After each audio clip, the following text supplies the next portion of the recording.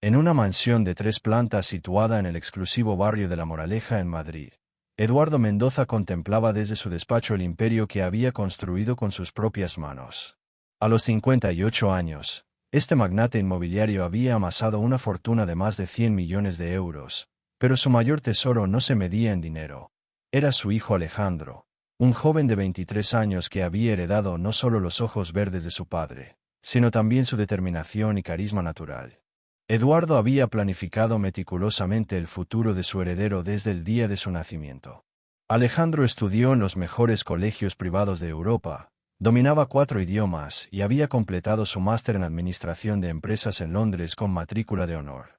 Sin embargo, había algo que Eduardo no había previsto en sus cálculos perfectos. El corazón de su hijo no obedecía a las reglas del mundo empresarial, y mucho menos a los prejuicios ancestrales que el magnate arrastraba como una pesada herencia familiar. La tormenta se desató una tarde de primavera cuando Alejandro llegó a casa con una sonrisa radiante que iluminaba todo su rostro. Durante meses, Eduardo había notado cambios en su hijo. Llegaba tarde a las reuniones familiares, pasaba horas hablando por teléfono con una voz dulce que nunca antes había usado. Y había una luz especial en sus ojos que solo podía significar una cosa. Alejandro estaba enamorado, profundamente enamorado. «Papá, quiero presentarte a alguien muy especial», anunció Alejandro desde la puerta del despacho, interrumpiendo los pensamientos de Eduardo sobre las próximas adquisiciones inmobiliarias. Su voz temblaba ligeramente, una mezcla de emoción y nerviosismo que no pasó desapercibida para su padre. «Se llama Mara y, bueno, creo que es la mujer de mi vida». Eduardo levantó la vista de los documentos que tenía sobre el escritorio de caoba maciza, observando detenidamente a su hijo. Durante segundos que parecieron eternos, el silencio llenó la habitación tapizada de libros de derecho y economía. Cuando Eduardo finalmente conoció a Mara Diallo una semana después, su mundo se tambaleó de una forma que jamás había imaginado. La joven de 20 años era extraordinariamente hermosa, con una elegancia natural que irradiaba desde cada uno de sus movimientos. Sus ojos almendrados brillaban con una inteligencia aguda, y cuando sonreía, toda la habitación parecía iluminarse. Estudiaba medicina en la Universidad Complutense. Hablaba un español perfecto con un ligero acento que delataba sus orígenes senegaleses, y tenía una presencia magnética que incluso Eduardo, a pesar de sus prejuicios, no pudo negar. Pero para Eduardo Mendoza, criado en una familia de rancia aristocracia española donde las tradiciones se guardaban como reliquias sagradas, la belleza y la inteligencia de Amara no fueron suficientes para superar el color de su piel. Durante generaciones, los Mendoza se habían casado dentro de su mismo círculo social, manteniendo lo que consideraban la pureza de su linaje. La sola idea de que su hijo, su heredero, se enamorara de una mujer africana, desafiaba todo lo que Eduardo había creído correcto durante toda su vida. La confrontación estalló 3 días después de esa primera cena familiar. Eduardo había investigado discretamente los antecedentes de Amara. Sus padres habían llegado a España cuando ella tenía apenas 5 años, huyendo de la pobreza extrema en Senegal. Su padre trabajaba como portero nocturno en un edificio de oficinas, y su madre limpiaba casas para costear los estudios de sus 3 hijos. La familia vivía en un modesto apartamento de 2 habitaciones en Vallecas, un barrio que para Eduardo representaba todo lo que quería mantener lejos de su mundo de privilegios. «Alejandro, tenemos que hablar», le dijo Eduardo una mañana, señalando la silla frente a su escritorio con la misma autoridad con la que dirigía sus juntas empresariales. «Esta relación con esa chica tiene que terminar inmediatamente». Las palabras cayeron como piedras en un estanque tranquilo, creando ondas de shock que se expandieron por toda la habitación. Alejandro, que hasta ese momento había estado revisando algunos contratos, alzó la cabeza con expresión de incredulidad total. La discusión que siguió fue la más devastadora que padre e hijo habían tenido jamás. Alejandro se levantó de la silla con tal fuerza que la hizo tambalearse, sus manos temblando de indignación mientras enfrentaba la mirada fría y calculadora de su padre. «¿Cómo te atreves a decirme con quién puedo o no puedo estar?», gritó, su voz quebrándose entre la ira y la desilusión. «Amara es la mujer más extraordinaria que he conocido en mi vida. Es inteligente, bondadosa, trabajadora. ¿Acaso eso no significa nada para ti?». Eduardo permaneció inmóvil detrás de su escritorio, como una estatua de mármol que hubiera presenciado siglos de conflictos familiares. Sus ojos verdes, habitualmente cálidos cuando miraba a su hijo, se habían endurecido hasta convertirse en dos esmeraldas gélidas. Alejandro, tú no entiendes las implicaciones de lo que estás haciendo, respondió con una voz controlada que ocultaba años de prejuicios enquistados en su alma. Nuestra familia tiene una reputación que mantener, un legado que preservar.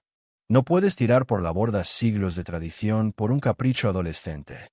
Las palabras de Eduardo golpearon a Alejandro como bofetadas invisibles. Durante 23 años había admirado a su padre, lo había considerado su héroe personal, un hombre que había conquistado el mundo empresarial con determinación y astucia. Pero ahora, viendo esa expresión de desprecio cuando hablaba de Amara, se dio cuenta de que tal vez nunca había conocido realmente al hombre que tenía delante. Esto no es un capricho, susurró Alejandro, su voz cargada de una tristeza profunda que parecía provenir desde lo más hondo de su ser. Yo amo a Amara, y ella me ama a mí.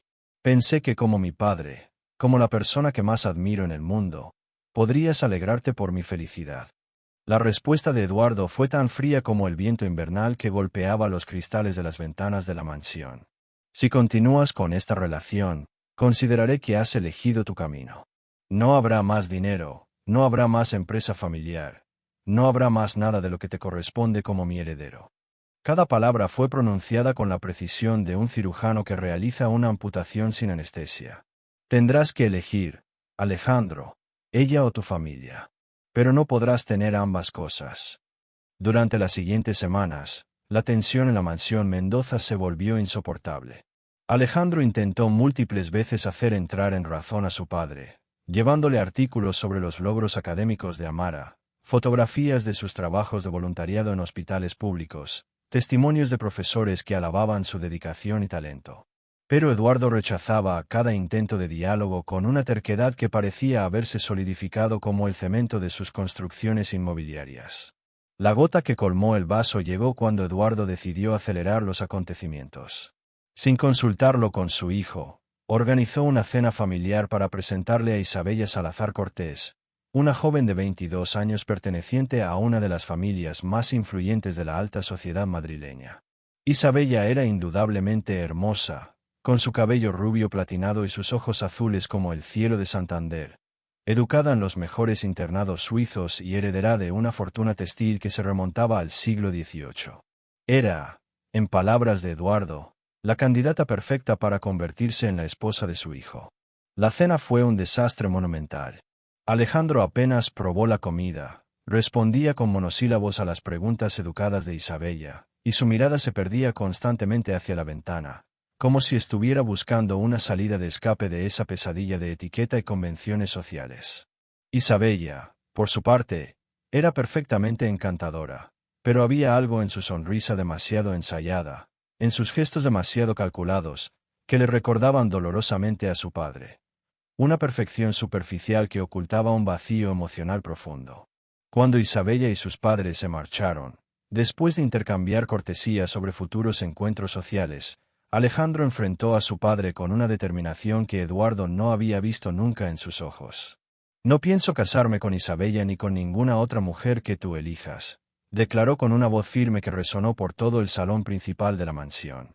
Amo a Amara, y si no puedes aceptarlo, entonces tendré que tomar una decisión que nunca pensé que sería necesaria. Esa noche, mientras Eduardo permanecía despierto en su cama de matrimonio vacía desde la muerte de su esposa 5 años atrás, escuchó ruidos extraños provenientes de la habitación de Alejandro. Al amanecer, cuando bajó a desayunar como todas las mañanas, encontró sobre la mesa del comedor una carta escrita con la letra elegante de su hijo, junto a las llaves del apartamento que le había regalado para su 21º cumpleaños y la tarjeta de crédito empresarial que usaba para sus gastos personales. La carta de Alejandro contenía apenas 4 líneas que atravesaron el corazón de Eduardo como dagas afiladas. Papá, he elegido el amor por encima del dinero, y a Amara por encima de todo lo demás. No volveré a esta casa hasta que puedas aceptar a la mujer que amo como parte de nuestra familia. Espero que algún día comprendas que el verdadero valor de una persona no se mide por el color de su piel ni por su cuenta bancaria. Tu hijo que te ama, pero que no puede vivir bajo tus condiciones. Eduardo leyó esas palabras una y otra vez, hasta que las lágrimas nublaron su vista y tuvo que dejar la carta sobre la mesa con manos temblorosas.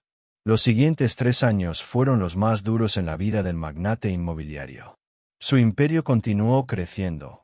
Las torres de oficinas y los complejos residenciales se multiplicaban por toda España, pero la mansión de La Moraleja se había convertido en un mausoleo de silencio y soledad. Eduardo intentó en múltiples ocasiones contactar con su hijo, pero Alejandro había cambiado de número de teléfono, se había mudado sin dejar rastro, y había cortado todos los lazos financieros con la empresa familiar. Las únicas noticias que Eduardo conseguía sobre él llegaban a través de investigadores privados que contrataba discretamente cada 6 meses. Los informes revelaban una realidad que Eduardo jamás había imaginado. Alejandro trabajaba como profesor de inglés en una academia de idiomas del centro de Madrid. Vivía en un pequeño apartamento de alquiler en el barrio de Malasaña, y había demostrado una capacidad de adaptación que sorprendía incluso a los detectives más experimentados. Había abandonado los trajes de marca por ropa sencilla. Había cambiado el Audi deportivo por el metro y los autobuses. Pero según todos los testigos consultados, jamás había perdido la sonrisa ni el optimismo que lo caracterizaban desde niño. Amara, por su parte, había continuado brillando académicamente. Se había graduado como la mejor estudiante de su promoción en medicina. Había conseguido una plaza de residente en el Hospital Universitario La Paz, y se especializaba en cirugía cardiovascular con una dedicación que impresionaba a todos sus superiores. Los informes describían a una mujer que trabajaba turnos de 16 horas, que estudiaba hasta altas horas de la madrugada, y que encontraba tiempo para atender gratuitamente a pacientes sin recursos en una clínica social de Vallecas los fines de semana. La pareja se había casado en una ceremonia íntima celebrada en el juzgado, con solo la familia de Amara como testigos. Las fotografías que Eduardo había conseguido obtener mostraban a Alejandro radiante de felicidad, vestido con un traje sencillo pero elegante, besando a su esposa con una ternura que traspasaba la imagen. Amara llevaba un vestido blanco de líneas simples que realzaba su belleza natural, y en sus ojos se podía ver el mismo amor profundo que Eduardo había visto en los ojos de su difunta esposa María cuando se casaron 30 años atrás. La ironía del destino quiso que Eduardo conociera estos detalles precisamente el día en que cumplía 61 años, completamente solo en su mansión de 15 habitaciones. Había organizado una cena de cumpleaños con socios y amigos de la alta sociedad, pero mientras los invitados brindaban por sus éxitos empresariales, él no podía dejar de pensar en que su hijo estaba construyendo una vida llena de amor y propósito sin necesidad de su fortuna ni de su aprobación. Por primera vez en muchos años, Eduardo se cuestionó si había tomado las decisiones correctas. El orgullo, sin embargo, es una fortaleza difícil de conquistar, especialmente cuando ha sido construida durante décadas de éxitos y reconocimiento social. Eduardo se refugió aún más en el trabajo, expandiendo sus negocios hacia Portugal y Francia, comprando propiedades históricas y desarrollando proyectos urbanísticos cada vez más ambiciosos. Sus empleados comentaban en voz baja que el jefe se había vuelto más exigente y distante, que trabajaba hasta altas horas de la madrugada, y que parecía haber perdido la capacidad de disfrutar de los placeres que su riqueza le proporcionaba. Durante este periodo, Eduardo desarrolló algunos hábitos poco saludables que su médico personal, el doctor Ramírez, observaba con preocupación creciente. Las comidas irregulares, el exceso de café, las noches sin dormir revisando contratos y las constantes reuniones de trabajo habían comenzado a pasar factura a su organismo. Sus análisis de sangre mostraban niveles preocupantes de colesterol y triglicéridos, su presión arterial había aumentado considerablemente, y había comenzado a sufrir episodios de taquicardia que él minimizaba como estrés laboral normal. La advertencia más seria llegó durante una revisión médica rutinaria, cuando el doctor Ramírez le explicó con gravedad que su corazón mostraba signos de fatiga y que necesitaba cambiar radicalmente su estilo de vida. Eduardo, tienes que entender que el dinero no puede comprar un corazón nuevo, le dijo el médico mientras revisaba los resultados de los últimos electrocardiogramas. Necesitas descansar más, hacer ejercicio, reducir el estrés, y sobre todo, encontrar razones para ser feliz más allá del trabajo. Un hombre de tu edad debería estar disfrutando de su familia, de sus nietos, de los frutos de tanto esfuerzo. Las palabras del doctor Ramírez resonaron en la mente de Eduardo durante semanas, pero su terquedad era más fuerte que su instinto de supervivencia. En lugar de seguir los consejos médicos, se sumergió aún más profundamente en sus proyectos empresariales, como si el éxito financiero pudiera compensar el vacío emocional que crecía en su pecho como un tumor maligno. Había construido un imperio de hormigón y acero, pero había destruido lo único que realmente importaba: la relación con su hijo. Los ataques de ansiedad comenzaron a manifestarse durante las reuniones de trabajo más importantes. Eduardo sentía como si una mano invisible le apretara el pecho, la respiración se le volvía dificultosa, y las palpitaciones de corazón se aceleraban hasta convertirse en un galope desesperado.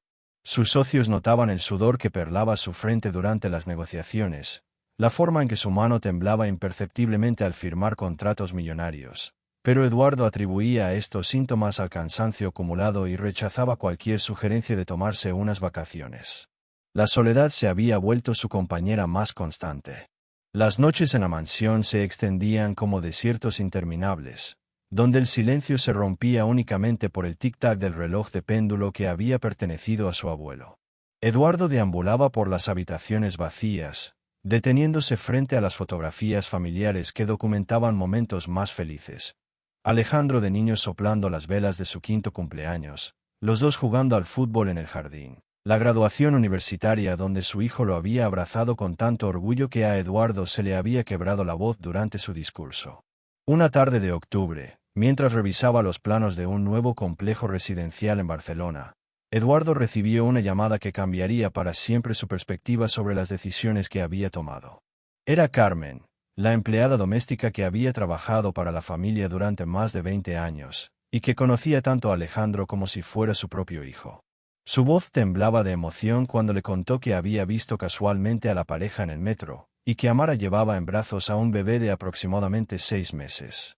«Señor Eduardo», le dijo Carmen con la familiaridad que le otorgaban 2 décadas de servicio leal, «el niño tiene los mismos ojos verdes que usted y que el señorito Alejandro. Es su nieto, sin ninguna duda. Y debería haber visto cómo lo miraba su hijo, con tanto amor y ternura que me recordó a cuando usted lo cargaba cuando era pequeño». Las palabras de Carmen atravesaron las defensas de Eduardo como proyectiles dirigidos directamente al corazón. Tenía un nieto, un heredero de su sangre, y no sabía absolutamente nada sobre él. Esa noche, Eduardo no pudo conciliar el sueño. Caminó por la mansión como un alma en pena, imaginando cómo sería ese bebé que llevaba sus genes, preguntándose si habría heredado la sonrisa traviesa de Alejandro o la inteligencia brillante que él mismo había demostrado desde niño. Por primera vez en 4 años, se permitió imaginar un escenario diferente, él enseñando a su nieto a caminar por los jardines de la mansión, leyéndole cuentos en su despacho, transmitiéndole las lecciones de vida que había aprendido durante décadas de triunfos y fracasos. La investigación que ordenó a sus detectives privados reveló detalles que lo llenaron tanto de orgullo como de remordimiento. El bebé se llamaba Diego Mendoza Diallo. Había nacido completamente sano después de un embarazo sin complicaciones, y según todos los testimonios recogidos, era un niño alegre y despierto que había heredado la personalidad carismática de su padre. Alejandro había demostrado ser un padre ejemplar, que cambiaba pañales sin quejarse, que se despertaba durante las madrugadas para consolar a su hijo, y que hablaba de Diego con un amor tan profundo que emocionaba a todos los que lo escuchaban. Amara, por su parte, había conseguido compatibilizar la maternidad con su exigente carrera médica gracias al apoyo incondicional de su familia y de su esposo. Los informes describían a una mujer extraordinaria que amamantaba a su hijo entre guardias hospitalarias, que estudiaba para sus exámenes de especialización mientras Diego dormía, y que había establecido un fondo de ayuda médica para familias inmigrantes que no podían costear tratamientos básicos. Era exactamente el tipo de nuera que cualquier padre habría deseado para su hijo, si no hubiera estado cegado por prejuicios ancestrales que ahora le parecían absurdos e inexcusables. Los meses siguientes fueron una tortura psicológica para Eduardo. Sabía dónde vivía su familia, conocía sus rutinas diarias, tenía fotografías actualizadas de su nieto, pero el orgullo seguía siendo una barrera infranqueable que le impedía dar el primer paso hacia la reconciliación. En varias ocasiones estuvo a punto de presentarse en el apartamento de Malasaña, o de esperarlos a la salida del hospital donde trabajaba Amara, pero siempre encontraba excusas para posponer el encuentro que tanto anhelaba y tanto temía. El destino tiene una forma cruel y misteriosa de forzar las reconciliaciones que el orgullo humano se niega a permitir. Para Eduardo Mendoza, esa intervención divina llegó en forma de un infarto masivo que lo sorprendió durante una madrugada fría de diciembre, mientras trabajaba solo en su despacho revisando los contratos de una adquisición multimillonaria en Valencia. El dolor comenzó como una opresión sorda en el pecho, similar a las molestias que había experimentado durante meses, pero esta vez la intensidad se multiplicó exponencialmente hasta convertirse en una agonía que lo hizo caer de rodillas sobre la alfombra persa que había comprado en Estambul años atrás. Con las pocas fuerzas que le quedaban, Eduardo logró arrastrarse hasta el teléfono y marcar el número de emergencias. Su voz apenas era un susurro entrecortado cuando describió sus síntomas al operador, quien inmediatamente despachó una ambulancia hacia La Moraleja. Los paramédicos que llegaron 20 minutos después encontraron a Eduardo semiconsciente, con la piel pálida como el mármol y los labios teñidos de un azul preocupante que indicaba falta de oxigenación. El electrocardiograma móvil confirmó sus peores temores. Se trataba de un infarto agudo de miocardio que requería intervención quirúrgica inmediata. Durante el trayecto hacia el Hospital Universitario La Paz, Eduardo entraba y salía de la consciencia como un náufrago que lucha por mantenerse a flote en un mar tempestuoso. En sus momentos de lucidez, lo único que lograba articular era el nombre de su hijo, repetido como una oración desesperada que los paramédicos interpretaron como delirios causados por la falta de oxígeno cerebral. Nadie podía imaginar que, en medio de esa crisis médica que amenazaba su vida, Eduardo había experimentado una revelación tan clara como un rayo que ilumina la oscuridad. Nada de lo que había construido durante décadas tenía sentido si no podía compartirlo con Alejandro y su familia. El área de urgencias del Hospital La Paz funcionaba esa noche con la eficiencia de una máquina perfectamente sincronizada. Los médicos de guardia evaluaron rápidamente el estado de Eduardo, confirmaron el diagnóstico de infarto agudo, y determinaron que necesitaba una angioplastía de emergencia para desobstruir las arterias coronarias que habían colapsado por el estrés acumulado y los años de negligencia médica. El tiempo era crucial. Cada minuto que pasara sin restablecer el flujo sanguíneo al corazón significaba más tejido muscular cardíaco muerto de forma irreversible. Fue precisamente en ese momento de máxima urgencia cuando el destino tejió la más improbable de las coincidencias. La doctora que estaba de guardia esa noche en el servicio de cardiología de urgencias era Amara Diallo de Mendoza, quien había sido llamada como refuerzo debido a la complejidad del caso y a su creciente reputación como una de las cirujanas más prometedoras del hospital. Cuando vio el nombre en el expediente médico, Amara sintió como si el suelo se abriera bajo sus pies. Eduardo Mendoza, 64 años, empresario, infarto agudo de miocardio con elevación del segmento ST. Durante unos segundos que parecieron eternos, Amara permaneció inmóvil frente a la historia clínica, sus manos temblando imperceptiblemente mientras procesaba la ironía cósmica de la situación. El hombre que había rechazado su amor, que había desterrado a su propio hijo por casarse con ella, que había considerado que no era digna de formar parte de su familia, ahora dependía completamente de sus habilidades médicas para sobrevivir. El juramento hipocrático que había pronunciado 5 años atrás resonó en su mente con una claridad cristalina. Primero, no hacer daño. Segundo, preservar la vida por encima de cualquier consideración personal. Sin perder un segundo más, Amara se dirigió hacia el quirófano de hemodinámica donde Eduardo ya estaba siendo preparado para la intervención. Su equipo médico, compuesto por enfermeras especializadas y un cardiólogo intervencionista de gran experiencia, la recibió con el respeto que se había ganado durante años de dedicación ejemplar. Cuando Amara se acercó a la camilla donde yacía Eduardo, conectado a múltiples monitores que registraban cada latido irregular de su corazón enfermo, sus ojos se encontraron por primera vez en 4 años. Eduardo, a pesar del dolor y la medicación, la reconoció inmediatamente. Sus ojos verdes, normalmente tan seguros y autoritarios, se llenaron de una vulnerabilidad que Amara nunca había visto antes. Amara, susurró con una voz ronca que apenas era audible por encima del pitido constante de los monitores cardíacos. Perdóname por todo. Las lágrimas que rodaron por las mejillas del magnate inmobiliario llevaban consigo 4 años de arrepentimiento, de noches solitarias, de un orgullo que había costado demasiado caro. La respuesta de Amara fue tan profesional como emocionalmente poderosa. Tomó la mano de Eduardo entre las suyas, ya enguantadas y preparadas para la cirugía, y le habló con la misma dulzura que usaba para tranquilizar a los pacientes más asustados. Señor Mendoza, soy su doctora esta noche, y le prometo que voy a hacer todo lo que esté en mis manos para salvarlo. Su hijo lo necesita, su nieto lo necesita, y usted tiene muchos años por delante para arreglar los errores del pasado. La operación de angioplastía duró 3 horas intensas que pusieron a prueba toda la experiencia y destreza de Amara como cirujana cardiovascular. Bajo la luz brillante del quirófano, sus manos trabajaron con la precisión de una artista y la determinación de una guerrera, navegando a través de las arterias coronarias de Eduardo con catéteres que parecían extensiones de su propia voluntad. El equipo médico que la asistía observaba con admiración cómo manejaba las complicaciones que surgían durante el procedimiento. Una de las arterias principales presentaba una obstrucción de 90%, y había desarrollado una red de circulación colateral que dificultaba enormemente la intervención. Durante los momentos más críticos de la cirugía, cuando los monitores cardíacos emitían pitidos alarmantes que indicaban arritmias peligrosas, Amara mantuvo una calma sobrenatural que tranquilizó a todo el equipo quirúrgico. Sus órdenes eran precisas y contundentes. Necesito más contraste en la arteria descendente anterior.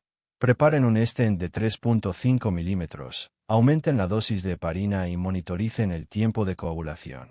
Cada decisión que tomaba estaba respaldada por años de estudio intensivo y por una intuición médica que sus profesores habían descrito como excepcional desde sus primeros años de residencia.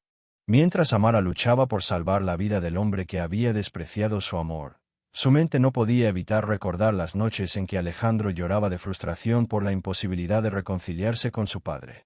Había visto a su esposo escribir cartas que nunca se atrevía a enviar. Había escuchado sus monólogos sobre cuánto extrañaba las conversaciones filosóficas que solían tener durante los domingos familiares. Había sido testigo de cómo evitaba pasar por la Moraleja para no sentir la tentación de tocar el timbre de la mansión donde había crecido. La ironía de la situación no se le escapaba. Ella, que había sido considerada indigna de formar parte de la familia Mendoza, ahora tenía en sus manos la responsabilidad de preservar esa misma familia al salvar la vida de su patriarca.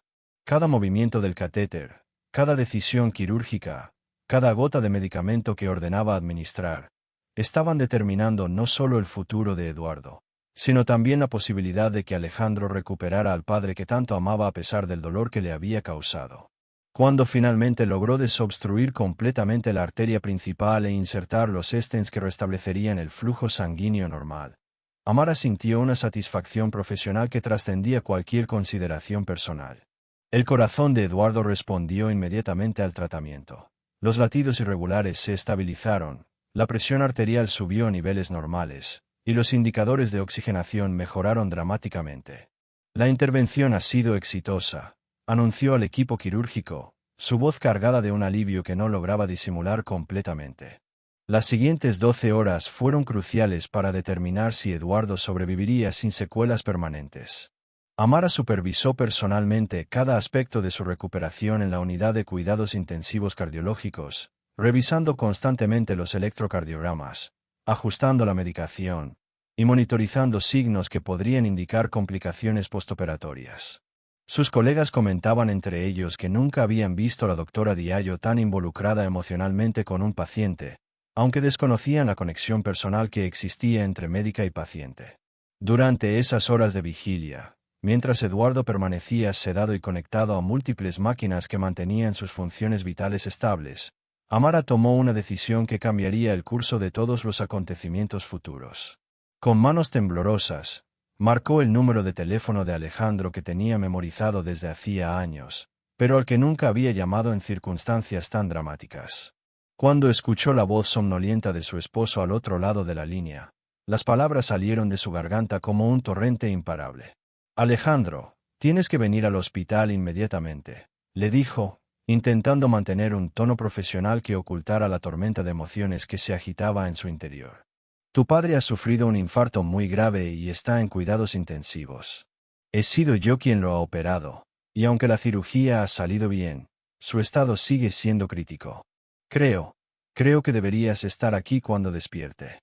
El silencio que siguió a sus palabras fue tan profundo que Amara pensó por un momento que la llamada se había cortado. Finalmente, la voz de Alejandro, quebrada por una mezcla de shock, gratitud y dolor acumulado durante años, resonó a través del teléfono como un eco de todas las conversaciones que nunca habían podido tener. «Voy para allá inmediatamente», susurró. «Amara, gracias. Gracias por salvarlo a pesar de todo lo que ha pasado. Te amo más de lo que las palabras pueden expresar». Mientras esperaba la llegada de su esposo, Amara permaneció junto a la cama de Eduardo, observando cómo la medicina moderna mantenía vivo a un hombre que había permitido que sus prejuicios casi destruyeran lo más valioso que tenía. En la penumbra de la habitación de cuidados intensivos, iluminada únicamente por las luces parpadeantes de los monitores médicos, reflexionó sobre los caminos inexplicables que toma la vida, sobre cómo el amor y el perdón pueden manifestarse de las formas más inesperadas, y sobre el poder redentor de la compasión humana. Alejandro llegó al hospital corriendo por los pasillos como un hombre poseído, su corazón latiendo con tanta fuerza que parecía querer salirse de su pecho. Llevaba en brazos a Diego, de 8 meses, quien se había despertado cuando su padre se preparaba para salir de casa y no había querido quedarse con los abuelos maternos. El bebé, ajeno a la gravedad de la situación, jugaba con la corbata arrugada de su padre mientras sus ojos verdes brillantes observaban con curiosidad los pasillos blancos del hospital donde trabajaba su madre. Cuando Alejandro vio a Amara esperándolo en la entrada de la unidad de cuidados intensivos, todavía vestida con la bata quirúrgica manchada de sudor y con los ojos enrojecidos por el cansancio, sintió una oleada de amor y admiración que lo dejó sin palabras. Esta mujer extraordinaria, a quien su padre había rechazado por el color de su piel, acababa de salvar la vida del hombre que más daño le había causado. Era una demostración de grandeza espiritual que trascendía cualquier resentimiento personal y que elevaba el concepto del perdón a dimensiones casi divinas. «¿Cómo está?», preguntó Alejandro con una voz que temblaba entre la esperanza y el miedo, mientras Amara tomaba a Diego en sus brazos con la naturalidad de quien ha cuidado niños enfermos durante años de residencia médica. «Estable, pero crítico», respondió ella, acariciando la cabecita de su hijo mientras caminaban hacia la habitación donde Eduardo luchaba entre la vida y la muerte. «La cirugía salió bien, logramos abrir las arterias bloqueadas, pero su corazón ha sufrido mucho daño. Las próximas 24 horas serán decisivas». Cuando Alejandro vio a su padre conectado a esas máquinas que mantenían sus funciones vitales, sintió como si el tiempo retrocediera 20 años.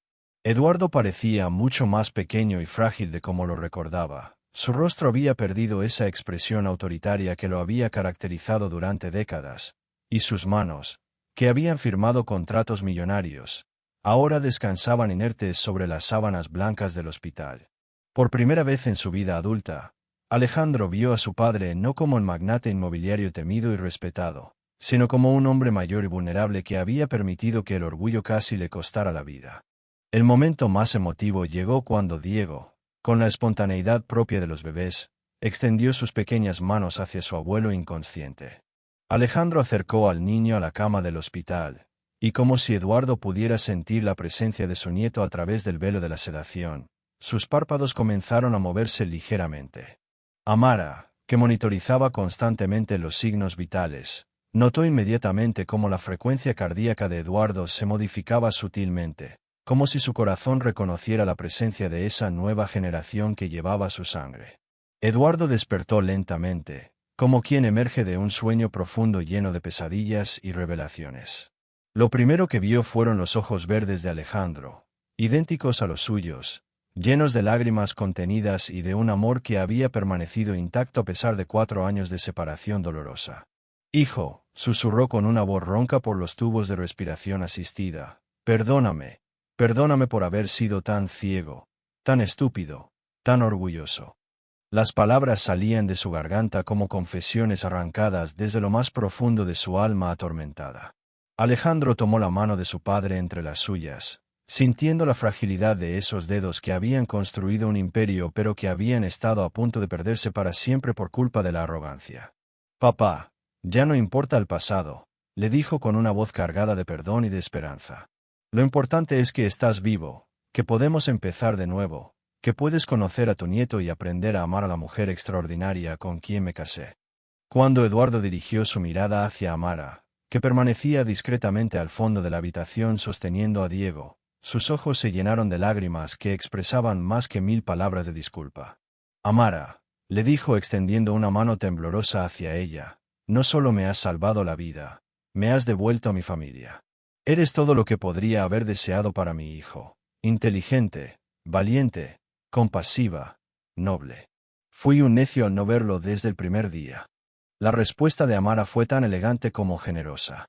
Se acercó a la cama del hospital con Diego en brazos, permitiendo que Eduardo viera por primera vez de cerca a su nieto. Señor Mendoza, le dijo con una sonrisa que irradiaba paz y perdón, todos merecemos una segunda oportunidad.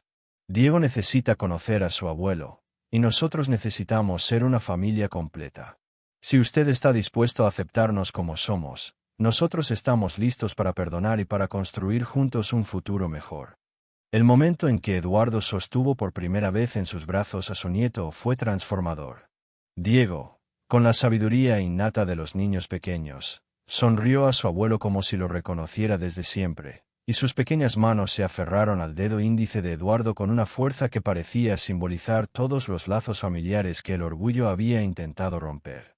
En ese instante, rodeado por su hijo, su nuera y su nieto en una habitación de hospital que olía a desinfectante y a esperanza, Eduardo Mendoza comprendió que la verdadera riqueza no se medía en euros ni en propiedades, sino en el amor de las personas que eligen quedarse a tu lado incluso después de que has demostrado no merecerlas. Los meses siguientes fueron de recuperación tanto física como emocional para Eduardo. Amara supervisó personalmente su rehabilitación cardíaca. Alejandro se mudó temporalmente a la mansión de La Moraleja para cuidar a su padre, y Diego llenó esas habitaciones antes silenciosas con la risa y la alegría que solo los niños pueden aportar. Eduardo, que había aprendido la lección más importante de su vida en una mesa de operaciones, se dedicó a conocer realmente a su nuera, descubriendo en ella no solo la médica brillante que le había salvado la vida, sino también a la hija que nunca había tenido y que ahora completaba su familia de la manera más perfecta posible.